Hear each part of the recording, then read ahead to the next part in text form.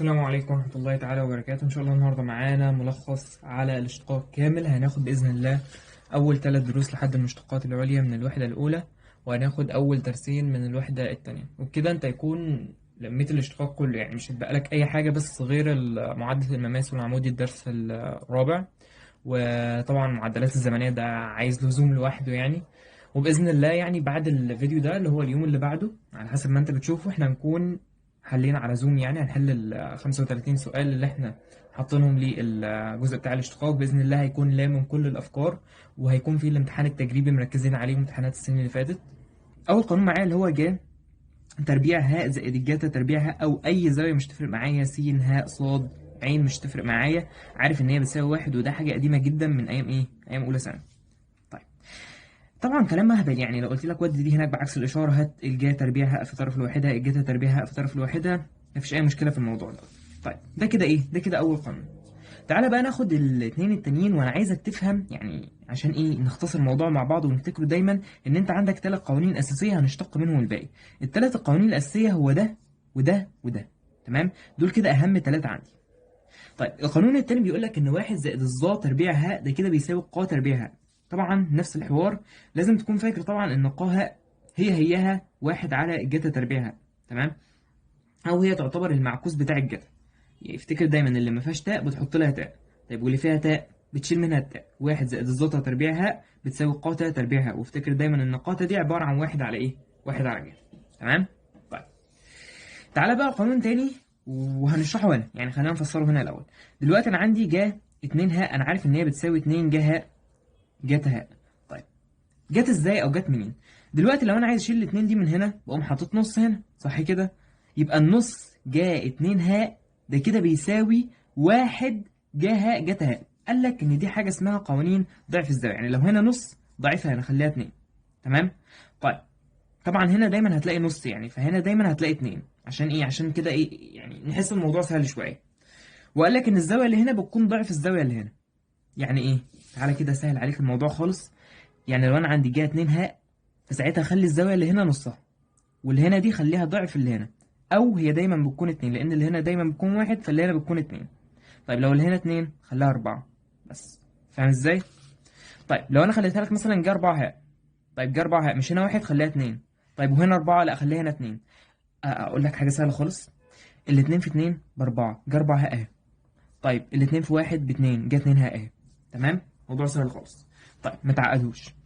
طيب بالنسبه بقى لجاتا 2 هاء، لا جاتا 2 هاء دي بقى حكايه لوحدها.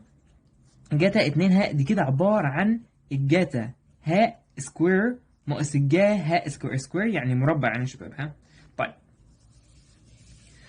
يبقى الجاتا 2 هاء عباره عن جاتا سكوير هاء ناقص جا سكوير ايه، ناقص جا سكوير هاء. وفرق ما بينها وما بين اللي فوق دي، تمام؟ لانهم شبه بعض شويه، في اشاره ما بينهم، في اشاره ما بينهم، تمام؟ الجاتا تربيع هاء ناقص جاتا تربيع هاء بتساوي جاتا 2 هاء.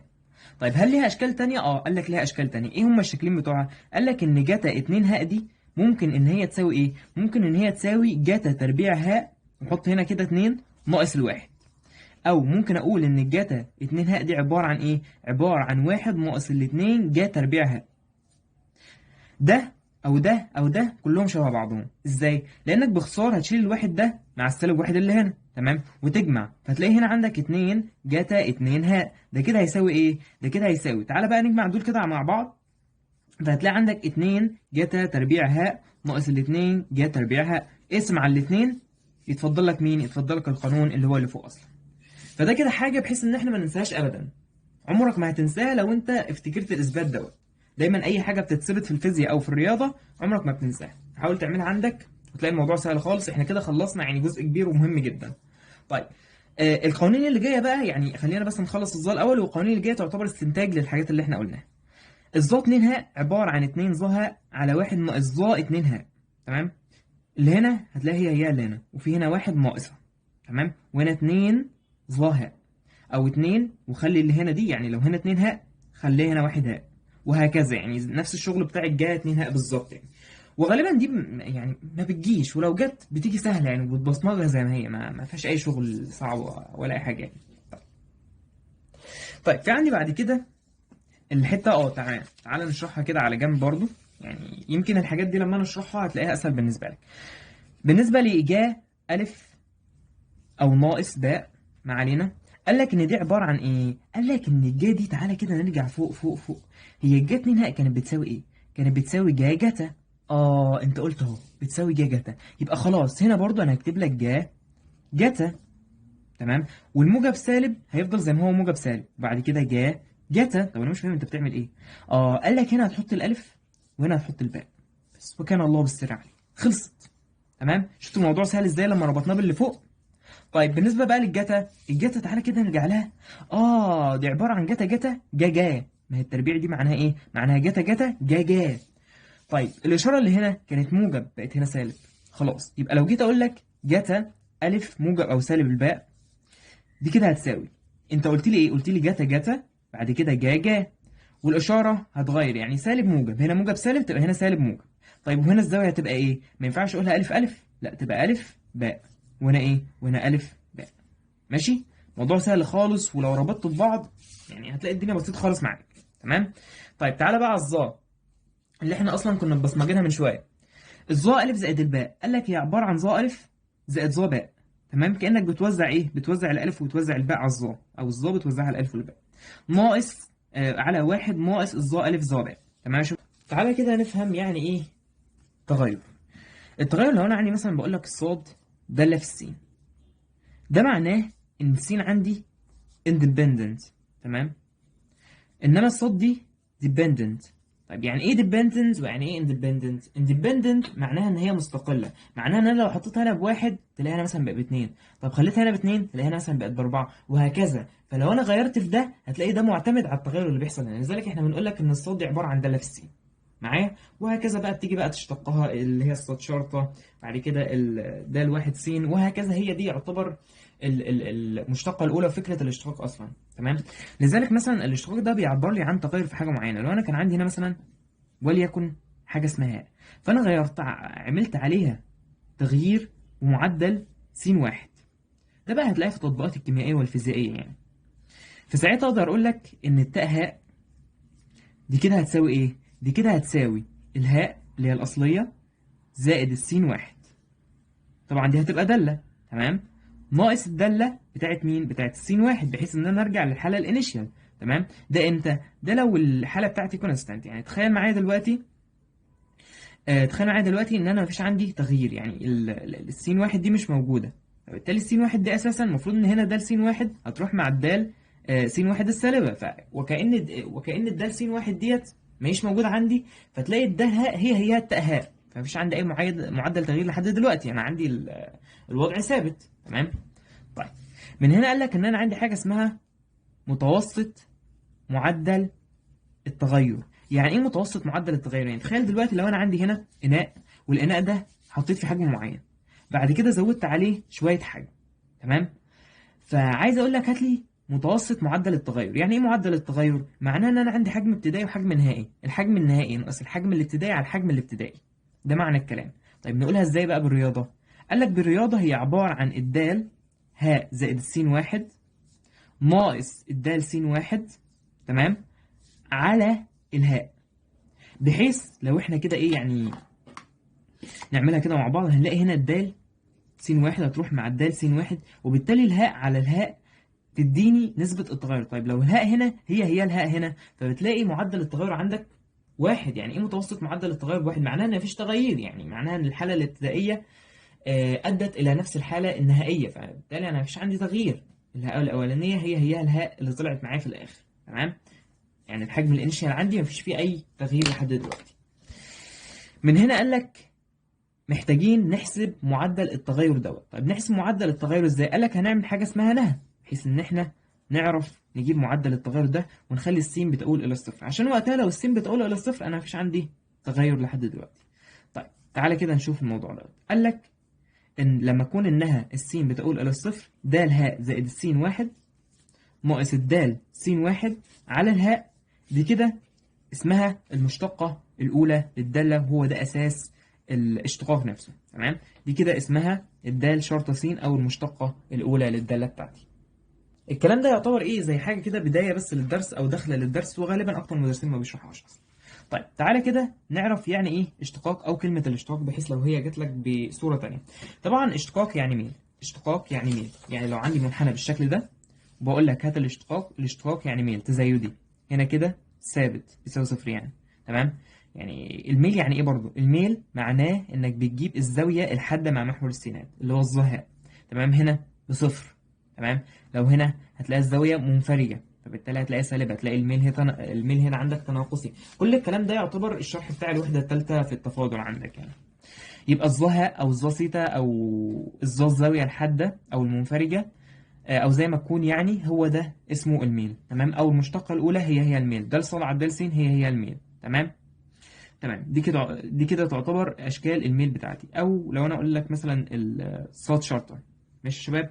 الميل هو المشتقه الاولى للداله بتاعتي، الميل هو المشتقه الاولى للداله بتاعتي. الميل برضو هو المماس للمنحنى. ليه؟ لما انا جيت هنا عشان اجيب الميل قمت واخد المماس وجبت الزاويه مع محور السينات. افتكر يا شباب حته اخدتها قبل كده في ثانيه ثانوي، شرط اتصال الداله بتاعتك ان ده الالف تكون هياها ده الالف الموجبه هياها ده الالف السالبه. الكلام ده موجود عندك في الباب الثالث باذن الله.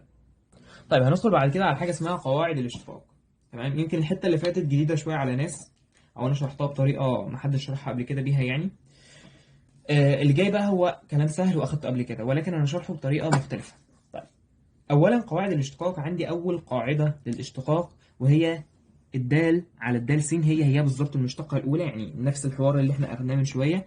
دي معناها انك بتشتق بالنسبه للسين بس مش اكتر. تمام. تمام. يعني بيقول لي هنا انت عايز الدال على الدال س لألف دال س. طيب دي نعملها ازاي؟ لو الشكل ده جالك نعمله ازاي؟ قال لك ده يعتبر ثابت، الالف دي عباره عن ثابت، تخرج الثابت بره وتشتق دي تبقى دال شرطه س زي ما هو عامل لك هنا كده، بحيث ان الالف دي بتنتمي الى حاء، حاء الموجبه حاء السالبه مش تفرق معايا. طيب هنا دي برضو معناها يا شباب علامه الاشتقاق. طيب بيقول لك دلوقتي انا عايز اشتق الدال س، طب ما الدال س دي تعتبر متغير تبقى دال شرطه س. تمام. طيب والهاء س برضو نفس الحوار. طيب د على الدال س، دال س بس هنا مضروبة في الهاء س. ده هنا حاصل ضرب دالتين، يبقى الأولى في مشتقة الثانية زائد الثانية في مشتقة الأولى. طيب لو عندي بقى حاصل ضرب ثلاث دوال، حاصل ضرب ثلاث دوال موضوع بسيط برضه مفيش أي مشكلة، ولكن هو طويل شوية. قال لك إنك هتاخد دلوقتي المشتقة بتاعة الدال س.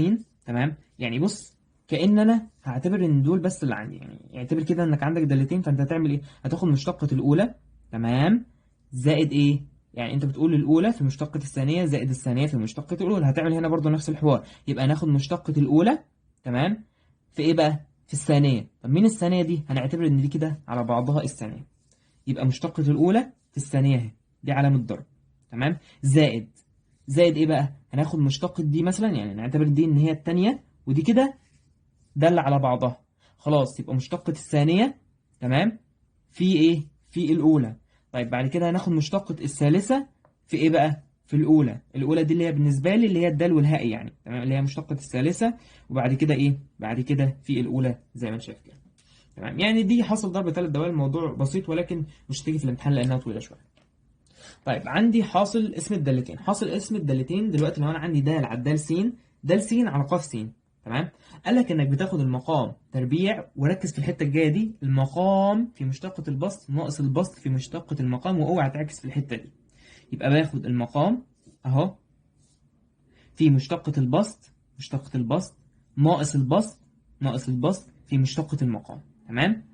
يبقى اوعى تعكس في الحته دي يا شباب، المقام في مشتقه البسط ناقص البسط في مشتقه المقام على المقام تربيع. طيب تعالى بعد كده على رقم 6. رقم 6 وهي الاشتقاق البارامتري أو قاعدة السلسلة. لو أنا عندي الصاد دالة في العين وعندي العين دالة في الراء، تمام، أوجد الدال صاد على مين؟ على الدال س. طيب الدال صاد على الدال س هو عبارة عن هنا الدال صاد على الدال عين في الدال عين على الدال إيه؟ دي تعتبر دال على الدال س. تمام. بحيث إنك يطلع لك في الآخر الدال صاد على الدال س، والدال عين هتروح مع الدال عين. طب هل الكلام ده ينفع في المشتقات العليا؟ لا، مش هينفع ان احنا نشيل دي كده مع دي في المشتقات العليا، وهفهمك يعني ايه كمان شويه. طيب تعالى لي بعد كده على رقم 7. في رقم 7 بيقول لي الدال على الدال س. دال يعني هي انا دلوقتي عندي داله وجواها داله اخرى، وعلى فكره دي اسمها داله التركيب. طيب بتتركب ازاي او بيبقى شكلها عامل ازاي؟ دي اللي هي اسمها دال بعد راء، بتكون شكلها عامل كده، بتقوم جايب الراء وحاططها في السينات بتاعه الدال. فاكر انت الحوار دوت؟ بكل بساطة أنت بتشتق اللي بره بعد كده بتقوم كاتب ده كأنه قوس، بعد كده تقوم مشتق اللي جوه القوس، بس كده. تمام. طيب يبقى هنا ده يعتبر دالة داخل دالة، فبالتالي أنا بشتق الدالة، بعد كده مشتقة ما داخل إيه؟ في مشتقة ما داخل القوس، تكتب الدالة نفسها في مشتقة ما داخل القوس. طيب دال على الدال س، دال س كل أس ن، دي تعتبر اللي هو القوس، تمام؟ أو اللي هي المشتقة الأسية. طيب المشتقة الأسية دي بنعمل فيها إيه؟ قال لك بتنزل الأس، بعد كده تنقص من الأس واحد في مشتقة ما داخل القوس. نزلنا النون أهو، النون نزل قدام، بعد كده القوس نفسه نون ناقص الواحد في مشتقة ما داخل القوس اللي هي الدال شرطة س. طيب نيجي بعد كده للنظرية رقم 9 أو قانون رقم 9. الدال على الدال س صاد أس ن، نفس الحتة بالظبط، أنت هتنزل الأس بعد كده تنقص من الأس واحد في دال صاد على الدال إيه؟ في الدال صاد على الدال س. طيب رقم 10، لو الصاد بتساوي الكاف، حيث الكاف دي عدد حقيقي، فإذا المشتقة بتاعتها بتساوي صفر. يعني مثلا لو جيت هنا قلت لك مثلا الدال س بتساوي ظا باي على 4، اشتقها. طب ما ظا باي على 4 دي اللي هي كام؟ اللي هي واحد، اشتقتها بصفر. ما تغرش فيها يعني، ها، وتروح تعملها لي تربيع، عشان في ناس بتعمل الحوار دوت، لا غلط طبعا. رقم 11، الصاد بتساوي ألف س أس ن، هي دي تعتبر إيه؟ دي تعتبر حاصل ضرب دالتين، أو في ناس هتعتبرها خرج الثابت ده معلم بره، يعني خلي الثابت ده بره بعد كده اشتق دي. لو جيت تشتقها حاصل ضرب دالتين، فبالتالي ده ثابت. لما تيجي تقول الأولى في مشتقة الثانية زائد الثانية في مشتقة الأولى، طب ما مشتقة الأولى بصفر يبقى راحت، فهي يعني. تسهيلا للعملية هتطلع الألف ده بره، بعد كده تشتق الثانية اللي هي عبارة عن نون س نون ناقص واحد. رقم 12، لو أنا عندي بقى جذر، جذر هي 1 على 2 في الجذر نفسه، أو ببساطة ممكن تقول إن هي عبارة عن س أس نص. لو هي أس 3 يبقى الأس اللي جوه على الأس اللي بره، هنا 1 وهنا 2. تمام. لو هي الجذر التكعيبي يبقى 1 على 3 اللي هي تلتين، يبقى 1 على 2 في الجذر نفسه. طيب تعالى بعد كده على رقم 13. رقم 13 بيقول لك دلوقتي ده اللي هو الاشتقاق الضمني. الاشتقاق الضمني معناها ان انا دلوقتي لو انا بقول لك هات لي د ص على الد س، معناها اشتق بالنسبه للسين. طيب لو بقول لك د س على الد ص يبقى اشتق بالنسبه للصاد. دي يقول لك هات معدل تغير حاجه بالنسبه لمعدل تغير حاجه اخرى، فبنشتغلها بالنظام ده. تمام. طيب لو انا دلوقتي تمام، دي الحته اللي احنا كنا لسه بنشرحها، انك دلوقتي لو انت عايز تهرب يعني من حته الجذر وكده، فانت هتقول ان هي عباره عن س اس نص، تعملها معامله القوس، تنزل النص وبعد كده تنقص من الاس واحد، وهكذا. يعني غالبا هتنتج لك نفس الحاجه يعني اللي احنا مطلعينها فوق ده، لو السؤال بتاعك مش معقد يعني. انتقل بعد كده لحاجه اسمها المشتقات العليا. يعني ايه المشتقات العليا؟ يعني عايز المشتقة الثانية، عايز المشتقة الثالثة. افتكر المشتقة الثانية دي كنا بنستخدمها في التحدب والانقلاب لو انت فاكرها، والمشتقة الثالثة كنا بنتأكد منها للتحدب والانقلاب. تمام، هنيجي ان شاء الله للكلام ده في الوحدة الثالثة. الدال ص على الدال س مشتقة أولى، دال شرطة س برضو مشتقة أولى. تمام. طيب انما بقى لو انا جيت قلت لك دال 2 ص على الدال س 2، تمام، او الدال س تربيع، مش تفرق معانا، بس افتكر دايما ان الاثنين هنا بتكون على الداله الاول، بعد كده هنا بتكون على السين. مهمه الحته دي يا شباب. تمام. تمام. طيب في حته تركيبه مهمه جدا، في فرق طبعا بين ان انا اقول لك دال 2 ص على الدال س 2، وان انا اقول لك دال ص على الدال س الكل تربيع. لا، دال ص على الدال س الكل تربيع دي معناها المشتقه الاولى ربعها لي، انما دي معناها المشتقه الثانيه. في فرق كبير جدا ما بين الشكل ده وما بين الشكل ده، فرق ما بينهم. تمام. طيب طبعا ده يعتبر الشكل بتاع المشتقه الثانيه، او اللي هي الصاد شرطين او الصاد 2، او الدال على الدال س، دال صاد على الدال س، دي برضه تعتبر المشتقه الثانيه، او الدال شرطين س هياها.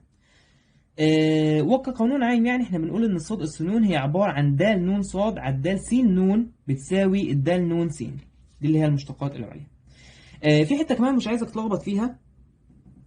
ما ينفعش ان انا اقول لك الحته اللي قلتها من شويه، ان الدال 2 صاد اللي هي قاعده السلسله على الدال عين 2 في الدال 2 عين على الدال س 2، واشيل دي مع دي، واقول لك ساعتها ان هي عباره عن دال 2 صاد على الدال س 2 ابدا. تمام. لذلك انا اكدت عليها من شويه. في المشتقه الاولى ينفع، انما في المشتقه الثانيه ما ينفعش. ليه بقى في المشتقه الثانيه ما ينفعش؟ علشان الجزئيه اللي هقولها لك هنا. الجزئيه اللي هقولها لك هنا، لو انا عندي دلوقتي دال صاد على الدال عين وبقول لك اشتقها لي، هنشتقها عادي، هنجيب دال 2 صاد على الدال عين 2، بس لا، في الدال عين على الدال س. ماشي. يبقى ما ننساش الحته دي يا شباب، ما ننساش الحته دي، وهناخد عليها سؤال ان شاء الله. طيب تعالى كده نشرحها على جنب برضه عشان لو الناس مش فاهمه. دلوقتي لو انا بقول لك الصاد دي كده بتساوي ايه؟ دي كده بتساوي وليكن مثلا ن زائد الواحد، تمام؟ والسين دي كده بتساوي جذر ن، تمام؟ ناخد حاجات سهله نشرح عليها. وبقول لك انا عايز هنا الدال صاد على الدال س، ولكن خليها ايه؟ خليها المشتقه الثانيه. طيب هنا دلوقتي انا هجيب لك ايه؟ هجيب لك الدال صاد على الدال ن، مفيش اي مشكله بواحد، تمام؟ طيب وهنا هجيب لك الدال س على الدال ن برضو بكام؟ يعني تعالى كده نعتبرها ايه؟ واحد على اتنين جذر النون. عند النون مثلا بتساوي ايه؟ النون بتساوي واحد. طيب عايزين نجيب د ص على د س. طيب د ص على د س اهي، د ص على د س هي عباره عن الد ص على الد ن في الد ن على الد ايه؟ على الد س، بحيث ان الد ن تروح مع الد ن طالما هنا مشتقه اولى. طيب يبقى هي عباره عن الواحد في اعكس دي بقى، اللي هي تبقى عباره عن كام؟ عباره عن 2 جذر النون، اللي هي 2 جذر النون يعني. دي اللي هي مين؟ دي اللي هي المشتقه اللي هي الد ص على الد س. طب هل هعوض بقيمه النون هنا؟ لا، قيمه النون هتعوض بيها بعد المشتقه الثانيه، تمام؟ لان احنا محتاجين هنا نجيب المشتقه الثانيه. لو طلب منك المشتقه الاولى هتعوض هنا ايه؟ تعوض هنا النون بتساوي واحد، وساعتها تطلع لك الاجابه 2. لكن هو محتاج المشتقه الثانيه. طيب المشتقه الثانيه اللي هو محتاجها دي هي عباره عن المشتقه الثانيه اللي انا هجيبها له من هنا في الدال س على الدال ن، اوعى تنسى الحته دي، تمام؟ يبقى المشتقه الثانيه اللي هو عايزها هي عباره عن المشتقه الثانيه اللي انا هجيبها له من هنا، تمام؟ بدلاله النون طبعا في الدال س على الدال ن. طيب تعالى نشتق دي كده، هي عباره عن 2 جذر ن. طيب نشتقها ازاي؟ حاصل ضرب دالتين. يبقى الاولى طبعا ده ثابت خرجه بره في مشتقة الثانية اللي هي عبارة عن واحد على الاثنين في الجذر نفسه، يبقى الاثنين هتروح مع الاثنين اللي هي عبارة عن ايه؟ عبارة عن جذر واحد على الجذر النون، تمام؟ اللي هي نون أس سالب نص. طيب خلاص يبقى هنا هكتب لك ايه؟ هكتب لك نون أس سالب النص، طبعا هي تحت نون أس نص تطلع فوق بنون أس سالب النص في الدال س على الدال نون. طيب الدال س على الدال نون بكام؟ اهي دال س على الدال نون اللي هي عبارة عن نص في النون أس سالب النص. طيب عند الضرب تجمع الأس، يبقى هنا نون أس سالب واحد، وهنا كده بره في نص. طيب النون كانت بكام؟ واحد، يبقى الإجابة بتاعتك نص. يبقى فهمت بقى إن دي بتفرق معانا، عشان كده لازم تركز فيها وأنت بتحل السؤال بتاعك. طيب تعالى بعد كده ندخل على الوحدة الثانية، وهي الدوال الأسية واللوغاريتمية. الدوال الأسية واللوغاريتمية الناس بتخاف منها، ودي حقيقة. هي مش صعبة، ولكن لازم تكون فاهمها، ولازم تكون فاهم إن الاتنين مع قوسين لبعض، يعني الاتنين يعتبروا انفيرس لبعض، تمام؟ مع قوس ضربي طبعا. يعني إيه؟ يعني دلوقتي أنا عندي الدالة اللوغاريتمية شكلها عامل كده، والدالة الأسية شكلها عامل كده. فبالتالي إيه اللي أنت ملاحظه؟ معلش شكلها عامل كده يا شباب، تكون جاية هنا على محور الصوت. طيب إيه اللي أنت ملاحظه؟ اللي أنا ملاحظه إن الاتنين مع قوسين لبعض، أو الاتنين انفيرس لبعض، تمام؟ تمام. يعني لو قلت لك هنا ان الدال س بتساوي الف اس س، الدال س اللي هي الصاد بتساوي الف اس س، ده كده اسمه ايه؟ ده اسمه الناتج. ده اسمه ايه؟ اسمه اساس. ده اسمه ايه؟ اسمه اس. طيب الدال س بتساوي لو الف س. طيب في حته مهمه جدا لازم تكون فاكرها، يعني او لو انت ناسيها نفتكرها، ان دلوقتي انا بقول لك ان الصاد دي كده بتساوي اللو الف س، ده كده اسمه اساس، ده كده اسمه ناتج، ده كده اسمه أس. يعني إيه؟ يعني دلوقتي لو أنا عايز أحولها إلى الصورة الأسية اللي هي الإنفرس بتاعها، فساعتها بقول لك إن الأساس اللي هو الألف دوت أس الصاد ده كده هيساوي السين. طيب إيه الفرق ما بين دي والفرق ما بين دي؟ هتقول لي هما يعتبروا إنفرس لبعض أو معكوس لبعض، عشان كده أنا قلت من شوية إن هما معكوس لبعض. قال لك دلوقتي من خواص اللوغاريتمات بتاعتك ان هي السين اللي قدامي دي ممكن تنتمي للحاء الموجبه، بس ما ينفعش اجيب لك لوغاريتم العدد سالب، مستحيل، الاله هتفرقع في وشك، تمام؟ طيب الالف اللي تحت دي، الالف اللي تحت دي لو هي ما كانتش موجوده اساسا فده اسمه اللوغاريتم المعتاد، اللي هو الاساس بتاعه بيكون 10. فاكروا انت ده اللوغاريتم المعتاد اللي هو اساسه بيساوي 10. طيب الالف دوت بينتمي للحاء الموجبه ما عدا الواحد، ما ينفعش يكون واحد، لو عملت واحد هتلاقي الاله بتفرقع في وشك، تمام؟ تمام. طبعا الحته دي احنا شرحناها اللي هي بتاعت اللوغاريتم المعتاد. طيب هندخل بعد كده على خواص اللوغاريتمات. خواص اللوغاريتمات دلوقتي لو انا عندي له الف الف ما ينفعش له واحد واحد، عشان تكون عارف يعني، لان انا لسه قالك من شويه ما ينفعش الالف دي تساوي الواحد وانت مش مركز معايا، هي حق الموجبه ما عدا الواحد، ما ينفعش هنا عدد سالب ولا ينفع هنا عدد سالب، وما ينفعش هنا الواحد، تمام؟ دي كده هتساوي واحد. له هاء بواحد برضه، تمام؟ طيب رقم 2 دلوقتي لو انا عندي الناتج بتاعي، طبعا ده كان اسمه الناتج معانا من شويه، ليه هنا اس، قال لك الاس ده تنزله قدام عادي. تمام، يعني النون دي هتنزل قدام عادي مفيش اي مشكله. طيب له الف واحد دي كده بصفر. تمام، لوغاريتم الواحد دايما بصفر ودي معروفه. وله هاء واحد برضو بصفر. تمام، وزي ما قلت لك مفيش حاجه اسمها له واحد واحد. طيب اللو الف س صاد، قال لك دي حاصل ضرب دالتين في بعض، فساعتها ممكن ان انا احولها الى جمع، يبقى له الف س زائد له الف صاد. طب لو هي اسمها تحولها لطرح، يبقى له الف س ناقص له الف صاد. طيب لو انا عندي هنا بقى ايه، له وهنا كده صاد س، يعني الاثنين متغيرين، فاهم؟ هنا كان ثابت، لا هنا متغير.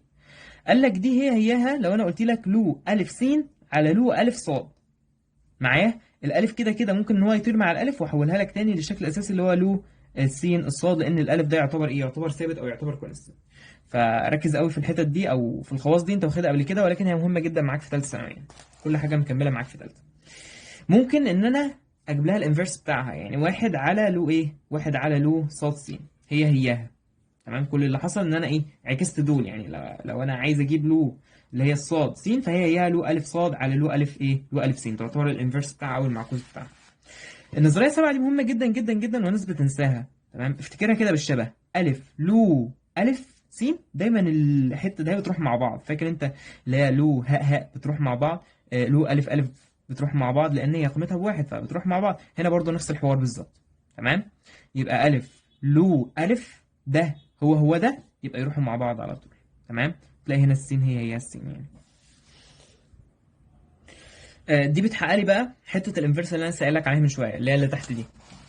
تمام، لو انا دلوقتي ضربت ده في ده هيديني واحد اهو، ده في ده هيديني واحد، حته المعكوس. طيب مين العدد هاء، او اللي هو مكتوب على الاله الحاسبه اي؟ العدد هاء ده هو العدد النيبيري، وهو المعكوس لحاجه اسمها اللن. ايه الحوارات الكتيره دي؟ بص تعالى كده نفهمه من الاله الحاسبه. أداة يا آلة حاسبة، حرف الإي لو أنت عايز تكتبه على طول هتكتبه من الزرار اللي تحت ده. تمام، هتلاقيه مكتوب بالأحمر كده. طيب الإي ده بيساوي كام؟ قال لك اللي هو تقريبا 2 7 1 8 ومش عارف إيه زي ما يكون، هو تقريبا 2 و7 من 10. تمام، الإي ده يعتبر المقلوب أو المعكوس بتاع اللن. تمام، لو جيت هنا أعمل شيفت وبعد كده هنا لن فهيديني حرف الإي دوت.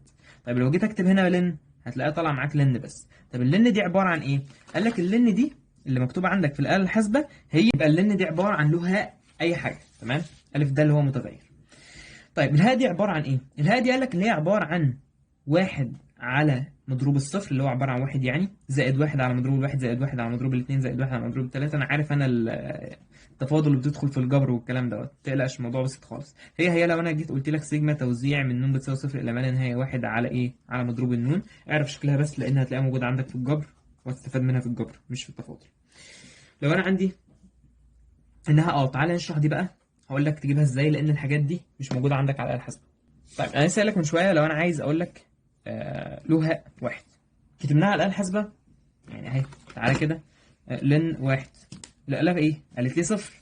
تمام، هي قال بتساوي صفر. طيب ده معناه ايه؟ ده معناه ان الهاء اس صفر، الهاء اس صفر بيساوي الواحد، الهاء اس صفر اهي، الهاء اس صفر بيساوي الواحد. هل دي حقيقه؟ لان ده عباره عن عدد واي عدد اس صفر بيساوي واحد. فهمت انت بقى الحوارات دي؟ طيب لو انا عايز اقول لك هنا هات لي له هاء ما لا نهايه، ممكن ادخل هنا ما لا نهايه ازاي يعني؟ لا يعقل. تمام، قال لك ان له هاء ما لا نهايه هي ما لا نهايه. طب نجيبها ازاي دي؟ هنجيبها من الرسمه اللي احنا رسمناها من شويه. الرسمه اللي احنا رسمناها من شويه كان شكلها عامل كده. تمام، كانت بتتماثل حول نقطه الاصل يعني. طيب لو جيت سالت الرسمه دي، ده كده له هاء الف مثلا. تمام، يعني او س، والسين ده متغير، وهنا دي تعتبر ايه، تعتبر الداله الاسيه بتاعتها. تمام، اللي هي عباره عن ايه، اللي هي عباره عن س او خليها ايه، خليها الف اس س. تمام، اللي هي الداله الاسيه بتاعتها. طيب على اعتبار ان الكلام ده بيساوي الالف. طيب جميل خالص، لو انا عايز اقول لك هنا حط السين بما لا نهايه، يعني ايه حط السين بما لا نهايه؟ السين هنا مثلا بواحد، السين هنا فعلا بواحد. تمام، لان انا عندي اللغه واحد بتساوي صفر. ماشي يا شباب؟ طيب طيب خلي السين دي بما لا نهايه. يعني ايه بما لا نهايه؟ يعني امشي امشي امشي امشي امشي امشي. طب بما لا نهايه هتلاقي الصوت بكام؟ هتلاقي الصوت بما لا نهايه. هو ده فعلا الكلام اللي انا قلته هنا. يبقى اذا الهاء اس ما لا نهايه بما لا نهايه. الهاء اس ما لا نهايه بما لا نهايه. تمام. طيب جيت قلت لك خليها لي بسالب ما لا نهايه. خليها لي بسالب ما لا نهايه. تمام. مين بقى اللي بسالب ما لا نهايه؟ اللي هي الاي.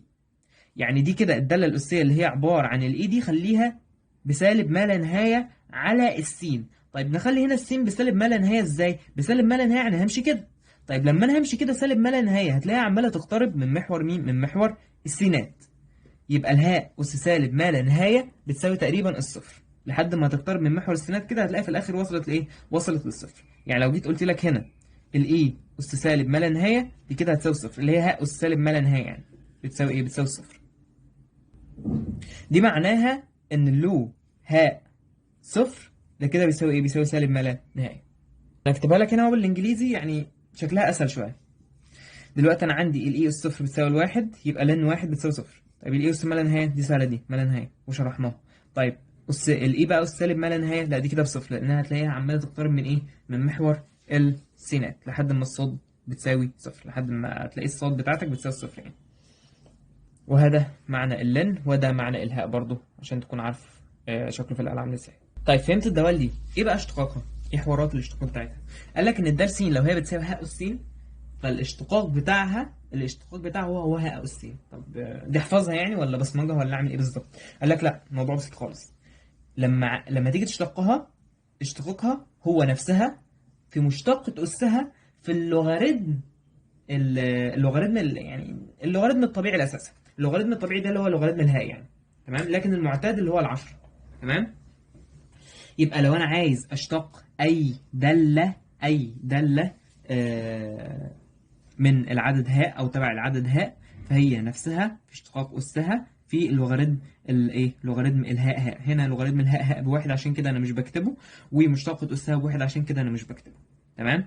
طيب الدال س لو هي بتساوي الف اس س، طب الف دوت يعني محتاج ان انا هنا احط له اللوغاريتم. تمام. يعني هنا مش هيروح. تمام.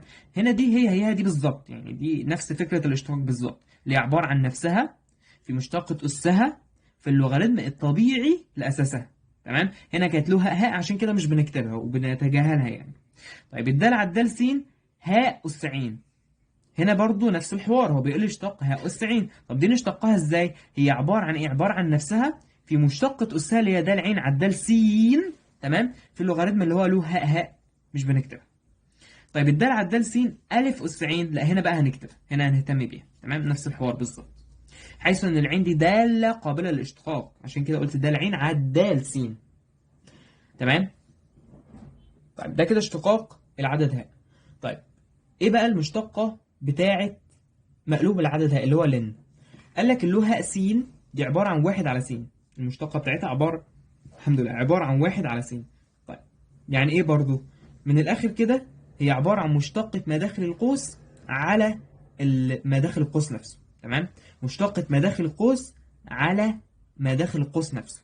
ومن الاخر كده هي اسمها واحد على الداله نفسها دايما غالبا. تمام. ليه؟ لان تعالى كده مثلا اكتب لك له هاء. طبعا هي مع الدوال الثلاثيه اختلفت شويه، عشان كده بقول لك غالبا له هاء كسرات الحدود هتلاقيها هيها واحد على مداخل القوس. يعني له هاء س اس 4. طيب تعالى كده هات لي مشتقة مداخل القوس، هتقول لي 4 بعد كده س اس 3. تمام. على ايه بقى؟ على س اس الاربعه. تمام. طيب ايه اللي حصل هنا؟ اللي حصل هنا انك هتلاقي هنا السين اس 3 هتروح مع السين اس 3 من تحت، فيتبقى لي 4 على س، فهتفضل س زي ما هي تحت بالظبط. تمام. بس كده. يبقى مشتقة مداخل القوس على القوس نفسه. المفروض هنا ان انا بضرب في له هاء للاساس، يعني هنا في له هاء للاساس، الاساس بتاعي هنا هاء عشان كده مش بكتبه.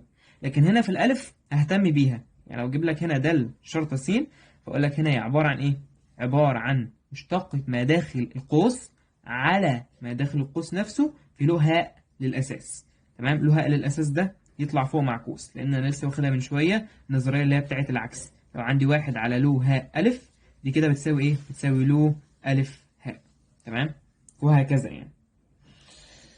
طيب له هاء الف معلش استنى نعكسها. طيب واخيرا بقى اشتقاق الدوال المثلثيه. الجا مشتقتها جتا، الجتا مشتقتها سالب جا، كلام بسيط اهو. طيب القاتا سالب قاتا زاتا. طيب القا قازا. طيب الزاتا ما تنساش السالب، يبقى فيها تاء ما تنساش السالب، سالب قاتا تربيع س، والظا هي قا تربيع س، ما تنساش السالب يا شباب. طيب تعالى كده ناخد حاجه اسمها المجال او الدومين، ناس كتير قوي بتنساها. الدوال كثيرات الحدود المجال بتاعها بيساوي حاء. طب دي انا بستفاد بيها ايه يعني؟ بستفاد بيها لو انت جاي تشتق مثلا داله أسية أو دالة كسرية، فالدالة الكسرية المجال بتاعها هو عبارة عن حاء ما عدا أصفار المقام، وهتستفاد بيها برضو في النهايات. تمام، الدالة الكسرية المجال بتاعها هو حاء ما عدا أصفار المقام. الهاء السين عبارة عن حاء الموجبة، لسه شارحين الموضوع ده من شوية. طيب اللي هاء سين، السين دي لازم تكون عدد بينتمي لحاء الموجبة أو أكبر من الصفر. تمام، ولو في هنا ألف بدون الهاء، يعني لو في هنا ألف فساعتها الألف ده ما ينفعش إن هو يساوي واحد، ولازم يكون تبع حاء الموجبة برضه. طيب الجاسين حاء الموجبة، تمام، لأن طبعا أنت عارف الشكل بتاعها. طيب الجتاسين دي كده حاء الموجبة، لأن برضه الشكل بتاعها أنت إيه عارف. طيب الدالة اللي هي التكعيبية حاء الموجبة، تمام. حاء الكلية، حاء كلها يعني يا شباب، تمام، لأن هي بتاخد في الموجب وبتاخد في السالب، وهنا برضه حاء وحاء لأن هي بتاخد في الموجب وبتاخد كمان في السالب. تمام، التكعيبية اللي هي عاملة إزاي؟ اللي هي عاملة كده، بيكون شكلها عامل كده أو كده. طيب بالنسبة للدالة التربيعية هي ما تحت الجذر أكبر من أو يساوي الصفر. تمام، الدومين بتاعها ما تحت الجذر أكبر من أو يساوي الصفر.